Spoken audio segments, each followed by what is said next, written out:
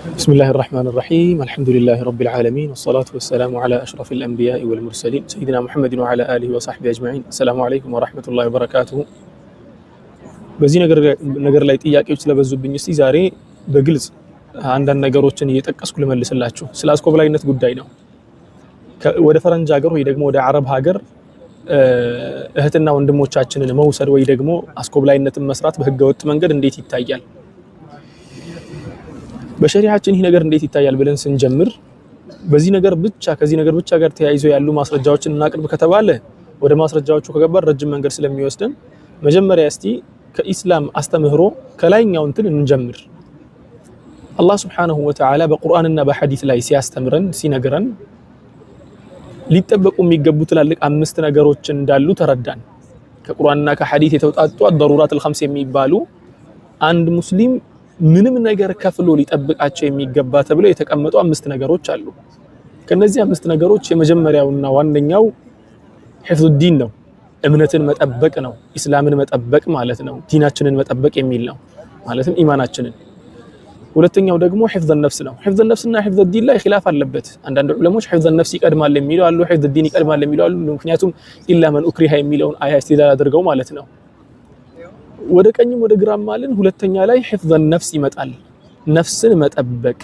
የሰው ነፍስ አክብሮ እንዳትወጣ ማድረግ ማለት ነው ሶስተኛው ነጥብ حفظ المال ነው ያው ይሄ ተርቲቡ ትንሽ አንዳንዴ ሊንታታ ይችላል ሶስተኛ ላይ حفظ العرض ወይ ደግሞ حفظ النسب የሚያመጡ አሉ ክብርን አሊያም ደግሞ ዘርን መጠበቅ አራተኛ ላይ ደግሞ حفظ العقل አለ አእምሮን መጠበቅ የአእምሮ ጤንነትን መጠበቅ አምስተኛ ላይ ደግሞ حفظ المال ብርን መጠበቅ የሚባል ነገር አለ እነኛ አምስቱን ነገሮችን ያዛባ ሰው ወይ ደግሞ እነኛ አምስቱን ነገሮችን ያበላሸ ሰው አላህ ካስቀመጠው ከሰላማዊ ስቴት አውጥቶ ወደ ሌላ መንገድ የወሰደ ሰው አላህ ፊት ይጠየቅበታል የራሱንም ይሁን የሌላውንም ራሱንም ከበደለ ሌሎችንም ከበደለ ማለት ነው የሰው ዲን ተጠብቋል ወይስ አልተጠበቀም የሚለውን ነገር ለማወቅ ምክንያቱም ኢማን ይጨምራል ይቀንሳል ስለ ኢማን ጉዳይ ለማወቅ እስቲ እነኚህ አራቱን ነገሮች እንመልከት ከአስኮብላይነት ጋር ተያይዞ ከህገ ወጥነት ጉዳይ ጋር ተያይዞ በመጀመሪያ ደረጃ ከሀገር መውጣት የሚባለው ነገር ለሴቶች እህቶቻችን እንደማይፈቀድ በፊትም ተናግሬያለሁ አሁንም ደግመዋለሁ ሴቶች እህቶቻችን ያለ ማህረም ከቤታቸው መንቀሳቀስ አይችሉም ረጅም መንገድ የመጓዝ መብቱ አልተሰጣቸው ምክንያቱም ብዙ ነገር መንገድ ላይ ሊያገኛቸው ስለሚችል በሸሪዓችን የተከለከለ ነው ሆኖም ግን እሱኛው ሁክም እንዳለው ሆኖ ከዚያ አለፍ ስንል ወደ አስኮብላይነቱ ዓለም ደግሞ ስንመጣ አስኮብላይነት የሚባለው ነገር በብዙ ነገር መቆመር ነው በሰው ደም በሰው ነፍስ በብዙ ነገሮች ማለት ነው ከዚህ ነገር ጋር ተያይዞ ከነኚህ አምስቱ ነጥቦች የመጀመሪያ حفظ الدين የሚባለው መጨረሻ ላይ እንመጣበታለን ብያቸዋለሁ እነኚህ አራቱን በተርታ እናስቀምጥና حفظ النفس የሚለውን ነፍስን መጠበቅ ሁለተኛ ላይ አቅልን መጠበቅ ከዚያ በኋላ ክብርን ወይ ደግሞ ዘርን መጠበቅ ነሰብን ማለት ነው ዘርን ማስቀጠል የሚባለው ነገር አምስተኛ ላይ ደግሞ ንብረትን መጠበቅ ከነኚህ አራቱ ጋር ያለው ግንኙነት እንዴት ነው አስኮብላይነት የሚባለው ነገር በመጀመሪያ حفظ النفس ስንትና ስንት ሰዎች ነፍሳቸውን አጥተዋል በሸሪዓችን በነገራችን ላይ በደንብ አድርጋችሁ አዳምጡ በሸሪዓችን አንድ ግለሰብ ህይወቱ ላይ ጉዳት ሳይደርስበት በሌላ አማራጭ ነገሮችን ማስተካከል እየቻለ ህይወቱ ላይ ጉዳት የሚያደርስበትን መንገድ መከተል በሸሪዓችን ሙሉ በሙሉ የተወገዘ ነው 1% እንኳን ጉዳት ያደርስብኛል ብሎ የሚፈራውን ነገር ሊገባበት አይፈቀድለትም ኢላ ያሉት አማራጮች ሁለት ብቻ ከሆኑ አንደኛው የሞቱ እድል በጣም ሰፊ ሆኖ አንደኛው ደግሞ የመሞቱ እድል ጠባብ ከሆነ ያው ከመጥፎው ተግባባን ያው لا ضرر ولا ضرار ከሚለው ቃዒዳ መሐከል አንደኛው ምንድነው الضرر الاقل ነው የሚባለው ደግሞ اقل مفسده ነው የሚባለው يرتكب الاقل مفسده ከትልቁ ችግር ትንሹ ችግር ይመረጣል ማለት ነው አለበለዚያ ግን በህጋዊ መንገድ አመቻችቶ መሄድ እየተቻለ በህገ ወጥ መንገድ የሚሄዱ ሰዎች በሸሪዓችን እንዴት ነው የሚታዩት ሙሉ በሙሉ የተወገዘ ነው حرام ነው ሙሉ በሙሉ ምክንያቱም ሲባል የሰው ነፍስ ለአደጋ ያጋልጣልና ጥናቶችን የምታነቡ ወንድምና እህቶች ታውቃላችሁ ብዬ አስባለሁ ስለዚህ ጉዳይ የተደረጉ ጥናቶችም ስላሉ ኢቭን ብዙ ዶክመንተሪዎች ተሰርተዋል በዚህ ጉዳይ ላይ ካገኘሁት ጥናቶች ሁለት ነው ማስተዋወሰው አንደኛው በዚህ መንገድ ላይ የሚጓጓዙ ሰዎች ወይ ደግሞ በዚህ መንገድ የሚመጡ ሰዎች በህገ ወጥ መንገድ አረብ ሀገርም ሆነ ፈረንጅ ሀገር የሚሄዱ የአፍሪካ ልጆች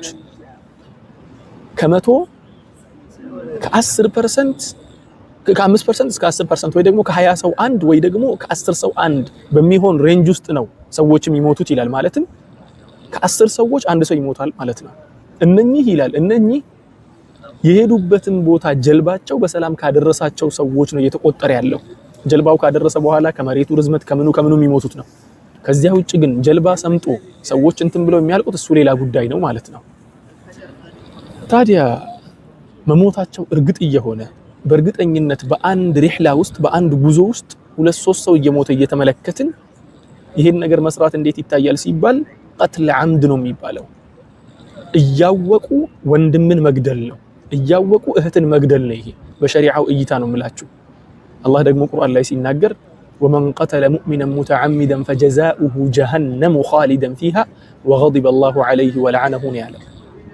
ጀሀነምን ይዘወትርባታል ነው ያለው። ጀሀነም ገብቶ እነኛ አስኮብላይነትን የሚሰሩ ሰዎች በእርግጠኝነት ያውቃሉ ሰው እንደሚሞት፣ ግን እነሱ ምን አገባቸው? ብራቸው እስከተከፈላቸው ድረስ ማንም ሞተ። ሰው በነገራችን ላይ በእነሱ እይታ ብር ነው ሰው ወይ ደግሞ ቁጥር ነው። ለነሱ ጉዳያቸው 15 ሰው አስገባ 12 ሰው አስገባ ነው የሚባለው። 15 አስገባ 12 ቁጥር ነው ለነሱ። ያቺ ቁጥር ግን ለነዋሪውና ለሟቹ ግለሰብ ህይወት ናት። አላህ ዘንድ ደግሞ ትልቅ ባሪያው ነው ያ የሚሞተው ማለት ነው። አላህ ዘንድ ያለው ነገር ይሄ ነው። ይሄ ብቻ አይደለም ባይደወይ ነብዩ ሰለላሁ ዐለይሂ ወሰለም ሐዲታቸው ላይ ሲናገሩ አላህ ሱብሓነሁ ወተዓላ ከማይምራቸው ወንጀሎች ሁለትን ያየሁት አሉ። አንደኛው በአላህ ማጋራት ነው። ሁለተኛው ደግሞ ጥፋት የሌለባትን ነፍስን ማጥፋት ነው አሉ ሰለላሁ ዐለይሂ ወሰለም። ነፍስን እያጠፋችሁ እንደሆነ የናንተ ተግባር ይሄ የአስኮብላይነቱ ጉዳይ በሸሪዓችን እይታ ነፍስን አውቆ እንደመግደል እንደሆነ የፈለጋችሁትን ዑለማ ጠይቁበት። ብይኑ ይሄ ነው ማለት ነው። ፈትዋው ይሄ ነው። አንደኛ ይሄ ነው። እሺ የነፍሱን ጨረስን። ነፍስና ዲን ያው እንትን ይላሉ ብያችኋለሁ። ወደ ሁለተኛው ወረድ እንበል። ሁለተኛው ምንድነው? ሒፍዘል ዐቅል ነው። የሰውን አእምሮ መጠበቅ፣ የአእምሮ ጤንነትን መጠበቅ። ስንት ወንድሞችና እህቶች ናቸው በዚህ መንገድ ላይ ከሚያዩት በላ ከሚያዩት ችግር አእምሯቸው የተቃወሰው? ስንት ወንድምና እህቶች ናቸው ከዚያ ሲመጡ ስነ ልቦናቸው በጣም ከመመታቱ የተነሳ እዚህ ሀገር መተው አረብ ሀገር ፈረንጅ ሀገር ሄደው እንዳለ የማይሆን አስበውት የማያውቁ ቆሻሻ ህይወት ውስጥ የተዘፈቁ ስንትና ስንት ወንድምና እህቶች ናቸው። ስንትና ስንት እህቶች ናቸው በሽታ ላይ የወደቁት። ስንት እህቶች ናቸው ያረገዙት። ስንት እህቶች ናቸው በስንትና በስንት በሽታ የተጠቁት። ይሄን ሁላ በሽታ፣ ይሄን ሁላ ችግር፣ ይሄን ሁላ የአእምሮ መቃወስ ወላሂ ትከፈሉታላችሁ። አላህ ፊት ስትሄዱ አላህ Subhanahu Wa Ta'ala ዐቅልን መጠበቅን ዐቅልን መንከባከብን የሰው ልጆች ላይ ግዴታ አድርገዋል። ሐታ አላህ Subhanahu Wa Ta'ala እኮ አይደለም አንድ ሰው ተስፈራርቶ ተደብድቦ ፌስታል ተንጠባጥቦበት ፌስታልና ቃጥሎ አንጠባጥበውበት እንዲህ ያሰቃዩ የሰውን ስነ ልቦና ማወካ አይደለም፣ የማይሆን ትሮማ ውስጥ ሰውን ማስገባት አይደለም። በራሱ ብር ገዝቶ ብሪሌው ሞልቶ የሚጠጣውን ኸምር ራሱ እኮ ከልክሏል አይደል እንዴ? አላህ Subhanahu Wa Ta'ala በራስ ብር እንኳን ገዝተህ መጠጥን መጠጣትን ከልክሏል። ነብዩ እኮ ሰለላሁ ዐለይሂ ወሰለም አንድ ግለሰብ አንድ ወንድሙን ቢላ አንስቶ ካስፈራራው ይላሉ እኮ የመላእክቶች እርግማን እሱን ይጠብቀዋል። ተግባባን? መላእክቶች ይረግሙታል በቢላ ያስፈራራው ወይ ደግሞ በስለት በብረት ነገር ያስፈራራውን ግለሰብ። እሺ እናንተ ሰዎች እንደሚስፈራሩ እያወቃችሁ መንገድ ላይ እህቶቻችሁ እንደሚደፈሩ ይሄንን እህቶች ይናገሩ። ስንትና ስንት እህቶች ተደፍረው እዚህ እንደደረሱ እህቶች ይናገሩ። ወይ እነሱ ራሳቸው ተደፍረው ነው የሚመጡት፣ አሊያም ከነሱ ጋር የሄዱት ተደፍረው ነው የሚመጡት፣ ወይ የመድፈር ሙከራ ተደርጎባቸው ነው የሚያመልጡት። ይሄን ሁላ ነገር አምልጠው ሲወጡ ስነ ልቦናቸው ምን ያህል እንደሚቃወስ አስቡት እናንተ።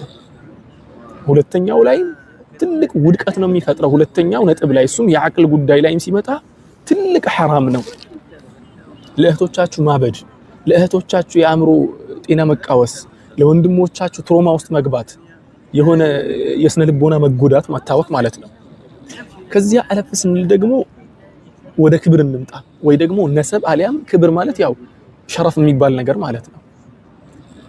አንዲት እህት አንድ ወንድ መንገድ ላይ ሲሄድ መንገደኛ ሆነው ስደት ላይ ባሉበት ሰዓት ይሄ የሚያጓጉዛቸው ሰውዬ ምን ያህል እንደሚያስጨንቃቸው ምን ያህል ከሰውነት ክብር እንደሚያወርዳቸው መንገድ ላይ ተጉዘው የሚያውቁት ይንገሯችሁ። ሴቶች እህቶቻችንን እኮ እንደ ዕቃ እኮ ነው የሚጠቀሙባቸው፣ እንደ ዕቃ። ይችኛዋ ታምራለች፣ አው ትንሽ እሷ ወደ ኋላ ትቆይ ይባልና የፈለጉትን ነገር ያደርጋሉ። ወንዱንም እያስፈራሩ እየደበደቡ ነው የሚወስዱት። ምን ያህል ክብራቸው እንደተነካ አይታያችሁም? ኖርማል ክብር የሚባለው ሸረፍ የሚባለው ወይ ደግሞ ነሰብ የሚባለው ስንት እህቶቻችን ናቸው አርግዘው እዚህ ሀገር የገቡት? በቪዲዮ ላይ ያላያችሁ እንደ ፌስቡክ ላይ ሲዟዟር ቲክቶክ ላይ ያላያችሁ እህቶቻችን አርግዘው በዚህ ሁኔታ ላይ ማለት ነው። አላያችሁም ይሄን ነገር? ስለዚህ ቤት ይቁጠረው ማለት ነው የሚሻለው። በሶስተኛው ላይም በነገራችን ላይ የቅድሙ ላይ እኛ ምን አገባን እኛ እኮ ከዚህ ብቻ ማስረከብ ነው። አጠቃላይ ሰንሰለቱ ውስጥ የሚከሰተውን ነገር ሙሉ በሙሉ በእጁ እንዳደረገ ሰው አላህ ፊት ትጠየቃላችሁ። በእጁ እንዳደረገ ሰው ሰዋአን የነፍስ መጥፋቱንም ትጠየቁበታላችሁ አላህ ፊት፣ የአእምሮ መቃወሱንም አላህ ፊት ትጠየቁበታላችሁ። ሰዎችን በማሳበድ ሰዎችን ስነልቦናቸውን በማወክ የሰዎችን ህይወት በማበላሸት ትጠየቃላችሁ። ሶስተኛው ደግሞ የእህታችሁን ክብር ማስነካት የወንድሞቻችሁን ክብር ማስነካትን አላህ ፊት ትጠየቁበታላችሁ። አራተኛው ደግሞ ሁላችሁም የማይጠፋው ነው። ሁላችሁም አይጠፋችሁም ብዬ አስባለሁ። ይሄ ነጥብ የብር ጉዳይ ማለት ነው። በተለይ ወደ ፈረንጅ ሀገር ይሄዳሉ ተብለው ወደ ዩሮፕ ሀገር እንወስዳለን የሚሉ እንትኖች ይወስዳቸውና ምን ያደርጋሉ? ሊቢያ ያደርሷቸዋል። ከዚያ በኋላ ብር ለምኑ ይባላል። ከማህበረሰብ ብር ተለምኖ ይላካል። ወይ ደግሞ እናት መሬት ሽጣ ምን አድርጋ ትልካለች። እኔ እርግጠኛ ሆኜ የምነግራችሁ ነገር በህይወታችሁ ከበላችሁት ብር ከነሱ ወስዳችሁ የምትበሉት ብር እሳት ነው። እሳት በሰው ነፍስ ተጫውታችሁ የምታገኙት ብር ማለት ነው። ምክንያቱም አላህ Subhanahu Wa Ta'ala ወላ ተእኩሉ አምዋለኩም በይነኩም ቢልባጢል ብሎ ተናግሯል ቁርአን ላይ። በባጢል የእርስ በራሳችሁን ብር አትብሉ፣ አንደኛችሁ ከአንደኛችሁ አይብላ ብሎ ተናግሯል። እንኳን ይሄንን እኮ አላህ Subhanahu Wa Ta'ala በስምምነት የተደረገውን ሪባ የከለከለ አምላክ እኮ ነው። አላህ ጉዳት ስላለበት በስምምነት የተደረገን ሪባ የከለከለ አምላክ ነው። በስምምነት የሚደረገውን ቁማር የከለከለ አምላክ ነው። እንዲህ ሰው ተደብድቦ ተስፈራርቶ ምን ተብሎ በግዳጅ አገር ቤት ደውሎ ብር ላኩልኝ ብሎ የሚያስልከውን ነገር አትጠራጠሩ። ኧረ እኔ ስለዚህ ጉዳይ አይመለከተኝም እኔ ማስተላለፍ ብቻ ነው። አንተም 1 ሚሊዮን ብር ያስከፈለውም ሰንሰለቱ ውስጥ ያሉት በአጠቃላይ ኢቭን ይሄ ሰው ከናንተ ሰንሰለት ውጭ እንኳን ቢሆን መንገዱን እያወቃችሁ በማድረጋችሁ ትጠየቁበታላችሁ። እንዳያችሁት ነው አራቱም ነጥብ ላይ ውድቀት ብቻ ሳይሆን የመጨረሻ ውድቀት ውስጥ ነው ያሉት። ማስኮብለል የሚባለውን ስራ የሚሰሩ ወንድምና እህቶች በዚህ አራቱም ነጥብ ወድቀዋል።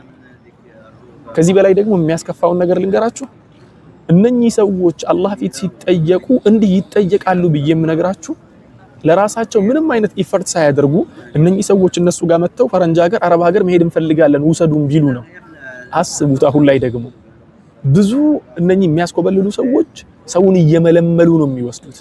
መመልመሉም ራሱን የቻለ ወንጀል ነው አላህ ፊት ማለት ነው። ምክንያቱም ሰዎችን ግሽ እያደረጋችሁ እየዋሻችሁ እዚህ ሀገር ላይ የማይገኘውን ነገር ይገኛል እያላችሁ መንገዱ ሰላም ነው እያላችሁ ያ ሁላ ውሸትም ተጠራቅሞ ሌላ ጉዳይ ነው የሚሆነው። በስተመጨረሻ ስለ ዲን ጉዳይ ኢማን ይጨምራል ይቀንሳል ብያችኋለሁ። አህለ ሱነት ወልጀማዓ በዚያ ነው የሚያምኑት። ሐቂቃውም ያ ነው። ምክንያቱም አላህ Subhanahu Wa Ta'ala ቁርአን ላይ በተደጋጋሚ 2-3 ጊዜ ደጋግሞ የኢማንን መጨመርና መቀነስም ስለሚናገር ታዲያ እንዲህ አድርገው የወንድሞቻቸውን ደም የሚጠጡ ሰዎች እንዲህ አድርገው የእህቶቻቸውን ደም የሚጠጡ ሰዎች እንዲህ አድርገው ወንድሞቻቸውን እየገደሉ የወንድሞቻቸውን ብር እየበዘበዙ ለራሳቸው መክበር የሚፈልጉ በዚህ ጉዳይ ላይ የሚሰማሩ ሰዎች حرام አይደለም ሲሉ አላህን አትፈሩ? ይሄ ወንጀሉ ብቻ አልበቃ ብሏችሁ ነው ሌላ ተህሊልና ተህሪም ውስጥ የገባችሁት? አላህን ፍሩ፣ አላህን ፍሩ። አላህ ፊት ደግሞ ዛሬ የምታጠፏት ነፍስ ዛሬ በየመንገዱ ያንከራተታችሁ የምታጠፏት ነፍስ አላህ ፊት ትጠይቃችኋለች ኢንሻአላህ። ደግሞ እኔ ባልሰራው እኮ ሌላ ሰው ይሰራዋል። ታዲያ ዚናም እኮ እንደዚያው ነው። አንተ ባትሰራው ሌላ ሰው ዚና ይሰራዋል። ስለዚህ ትሰራው ላ አንተ ሰውን ባትገድል እኮ ሌላ ሰው ይገላል። ታዲያ ትግደለው በእጅ ላ ሰው ይሰራዋል ተብሎ አይሰራም። ያ የሚሰራው ሰው ሄዶ ይጠየቅበት፣ አንተን አይመለከትህም። ካንተ የሚጠበቀው ግን አላህ ባዘዘህ መልኩ መጠበቅ ነው። ከዚያ መጠንቀቅ ያን ነገር መተው ነው ሙሉ በሙሉ። ወላሂ ዛሬ በዚህ መልኩ የምታገኙት ብር እሳት ነው የሚሆናችሁ። በዱንያም ሰላም አይሰጣችሁም፣ በአኺራም ደግሞ አላህ ፊት ስትቀርቡ ከእሳት ላይ እሳት ነው የሚጨምርባችሁ ማለት ነው። ልጆቻችሁን የምታበሉትንም ነገር እየለያችሁ አብሏቸው። ለዩ። በሐራም ነገር ያደገ ልጅ በሐራም ብር ያደገ ልጅ ነገ አንተኑ ገሎህ ነው ብርህን የሚወርሰው። ነገ ቤተሰቦቻችሁን ጨርሶ ነው እንዲሁ እናንተ በህይወታችሁ አስባችሁ የማታውቁት አይነት ክፉ ልጅ የሚሆንባችሁ። ስለዚህ አላህን እንፍራ፣ እንጠንቀቅ። እየበላን ያለነው የወንድሞቻችን እህቶቻችን ነፍስ ነው። የወንድሞቻችን እህቶቻችን ደም ነው። ኢተቁላህ፣ አላህን ፍሩ፣ አላህን እንፍራ፣ አላህን እንፍራ፣ አላህን እንፍራ። ሌላ ወንጀሎቻችን ራሱ በቂ ናቸው። ሌሎች ወንጀሎቻችን በጣም ብዙ ናቸው። እስከዚህ ደረጃ መጥቶ የሰውን ነፍስ በእጃችን ልከን እንዲገደሉ ማድረግን ደግሞ አላህ ፊት ምን ያህል እንደሚያስጠይቀን ስላላወቃችሁት ይመስለኛል እስካሁን ድረስ የተሳተፋችሁበት። ይሄ ነገር ደግሞ አልዋጥላችሁ ያለ በዚህ ጉዳይ ላይ የምትሰሩ ወንድምና እህቶቼ ዑለሞች ጋር ሂዱና ጠይቁ። እስቲ ይሄ ነገር እንዴት ይታያል?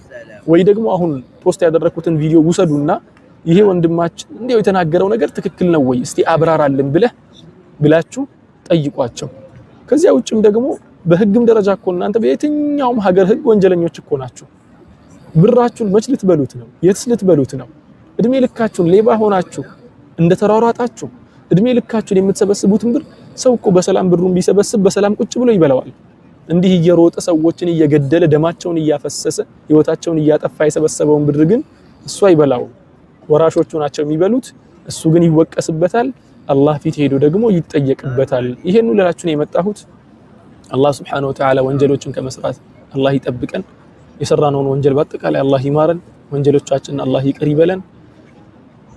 ትላልቅ ወንጀሎቻችንን አላህ Subhanahu Wa Ta'ala ይማረን። ትናንሽ ወንጀሎቻችንን አላህ ይማረን። ከትላልቅ ወንጀሎች የሚርቁ ባሮች አላህ ያድርገን። አላህ ፊት ስንቀርብ የማንንም ደም የማንንም ነፍስ በእጃችን ሳንነካ ሳናጠፋ ሳናበላሽ በንጹህ እጅ አላህ ፊት የደረስን ባሮች አላህ ያድርገን። ወንጀላችንን አላህ ይማረን ብያለሁ። ኢን አሰብቱ ፈሚን አላህ ወኢን አኽጣእቱ ፈሚን ነፍሲ ወሚነ ሸይጣን ወአኺሩ ደዕዋና አኒል ሐምዱሊላሂ ረቢል ዓለሚን። አሰላሙ ዓለይኩም ወረሕመቱላሂ ወበረካቱሁ።